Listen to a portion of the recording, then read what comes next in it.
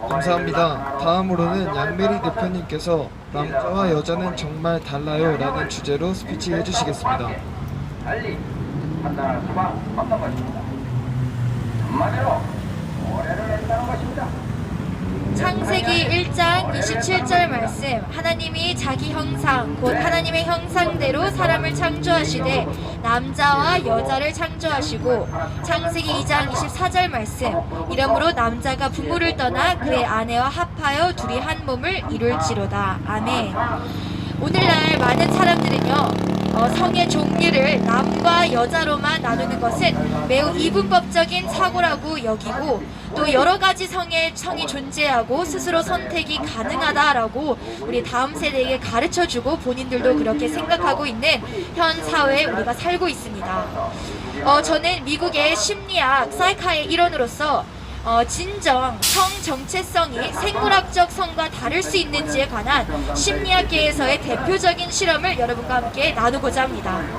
1921년도에 태어난 존 원이라는 박사는 성과 젠더 정체성에 관한 엄청난 양의 연구를 남기고, 젠더라는 것이 사회적으로 구성된다는 이 개념이 정립되는데 매우 큰 영향을 미친 심리학자입니다. 오늘날의 이 동성애 운동, 또 이런 젠더, 성 정체성, 이 모든 것은 존 원이 박사의 연구로부터 비롯되는데요. 그는 이 젠더 이론을 증명하기 위해 매우 비도덕적인 실험 등을 펼치고 연구 결과를 왜곡하는 등 존재하지 않는 생물학적 성과 젠더 정체성의 차이를 부각시켜 수많은 사람들을 동성애와 트랜스젠더의 길로, 곧 우울증과 자살의 길로 내몬 그런 대표적인 심리학자입니다. 그중 심리학계에서 가장 대표적인 사례가 바로 데이비드 레이머라는 남자에 관한 이야기인데요. 1965년 캐나다에 두 아들이 태어납니다. 그리고 그중 한 명은 의사의 집도 시술로 성기가 절단이 되고요. 부모님은 이 성기가 없는 둘째 아들을 당시 성과 젠더 정체성에 관한 연구를 펼치던 존 머니 박사의 적극적인 권면으로 딸로 키우기로 결정합니다. 그런데 이 아들의 이름인 브루스는 성전환 수술부터 또 각종 호르몬 주사를 맞아가면서 여자 브렌다로 살아가는데, 여자가 되어도 여자 옷을 입어도 남자같이 행동하고 싶고 남자같이 살고 싶은 마음을 늘 품고 있었답니다. 그리고 10대 때 이런 정체성의 혼란을 겪으면서 그는 자살을 수차례 시도하게 되며 부모로부터 결국은 성별의 진실을 알게 되는데, 오히려 이 데이비드 레이머라는 남자는 충격을 받기보다는 안도를 했다고 기록되어 있습니다. 그는 그렇지 라며 사실을 알게 되어서 기뻐했다고 이런 심리학계의 기록에 다 적혀 있습니다. 그렇게 이 브루스는 브렌다로 살다가 나중에 데이비드로 개명을 하게 되는데요. 데이비드는 자신의 모든 사정을 아는 여인과 결혼하고 몇 년 동안은 행복하게 살지만 결국은 과거의 그 성전환 트라우마로 인해 30대 후반에 자살을 하게 됩니다. 그는 자살하기 몇 주 전 오프라 윈프리 쇼에 출연해서 이렇게 생애 마지막 고백을 합니다.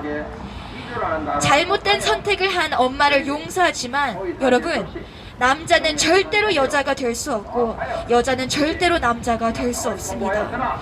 데이비드 레이먼은 끝내 트라우마를 극복하지 못하고 자살을 선택했지만 그의 고백엔 영원 불변한 진리가 담겨 있습니다. 남자와 여자, 여자와 남자는 정말 다릅니다. 같을 수가 없습니다. 이 남자와 여자가 다르다는 것은 심리학적인 연구뿐만 아니라 인간의 몸, 이 설계도 자체를 통해서도, 예를 들어 염색체를 통해서라도 우린 철저히 깨달을 수 있습니다. 태아가 수정될 때 태아는 부모에게 46개의 염색체를 받는데 23번째 쌍을 우리는 성염색체라고 부릅니다. 이 성염색체는 남자와 여자의 성별을 정하는 염색체를 뜻하는데 세포마다 자리를 잡고 있기 때문에 아무리 성전환 수술로 남녀의 성을 통째로 바꾸려고 시도를 한다 할지라도 몸속에 있는 염색체를 모조리 다 세포마다 바꿔야 하기 때문에 실제로는 성전환이라는 것이 생물학적으로 불가능하다는 것을 우리는 벌써 하나님의 창조 질서를 깨달을 수 있습니다. 이렇게 사람이 지음을 받은 그 모습만 봐도 염색체 때문이라도 남녀는 생물학적으로 바뀔 수 없다. 이것은 영원 불변한 진리입니다. 또한 남자는 염색체로 인해 고환이 발달되고 여자는 난소가 발달되기 때문에 남자와 여자의 생물학적인 몸에는 여러 크고 작은 변화와 차이점들이 있습니다. 예를 들어 남자의 뼈와 근육은 여자의 뼈보다 크고 길고 단단하고요. 남자는 출산이 불가능하죠. 남자는 또 모발이 더 두껍고요. 여자는 적혈구를 만드는 속도가 더 느리기 때문에 빈혈이 생기기 쉽고요. 여자는 또 지방량이 더 많습니다. 이렇게 남자와 여자의 차이가 선명한데도 대한민국은 미국의 이 젠더 성교육을 그대로 도입하고 있습니다. 어떻게 하냐? 유치원 때부터 아이들에게 여러 가지 스펙트럼이 있단다 라고 설명하면서 네가 뭐를 좋아하는 것에 따라 I like, 또 네가 누구라고 느끼는가에 따라서 I am, 또 마지막으로 네가 느끼는 거에 관해 부모님들은 너에 대해서 yes, 추측할 뿐이지 너에게 주어진 성별은 네가 마음대로 선택해도 돼 라고 지금 우리 대한민국의 성교육 교육자들이 우리 아이들을 유치원 때부터 가르치고 있다는 것입니다. 어른들이 내 성별을 아는 것이 아니라 그냥 추측하는 것이다.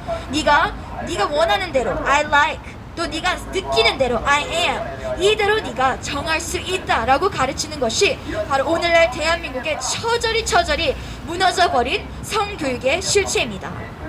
실제로 캘리포니아 성교육 수정부에서 어떤 한 교사가 이렇게 기록했다고 합니다. 유치원에 들어가기 전부터 일부 아이들은 트랜스젠더 등 태어날 때와는 다른 성 정체성에 대해 깨닫는 경우도 있다고 하는데요. 여러분, 이것은 절대로 선천적인 것이 아니라 학습된다는 것을 우리가 철저히 깨달아야 합니다. 지난 2016년 도입된 캘리포니아의 청소년 교육법은 당초 유치원부터 고등학교 3학년 학생들에게 보다 더 구체화된 성 정체성, 성행위 등의 방법에 대해 알려주고 있고, 그 중에 동성애, 다자성교, 부강 및 학문성교, 또 낙태 권장 등이 대표적인 교육 내용들이고, 그 내용들이 현재 대한민국의 성교육 내용에도 도입되고 있다는 것입니다. 오늘날 대한민국의 성교육, 여러분 어떤지 알고 계십니까? 자기 성적 결정권의 과다한 확대, 해석, 적용, 콘돔 사용과 피임약 위주의 교육, 성충동과 호기심을 과다하게 부추기는 교육, 성별 혼란을 주는 성교육, 타고난 생물학적 성별을 의심하게 만드는 교육, 또 감수성과 쾌락에 과몰입된 성교육입니다.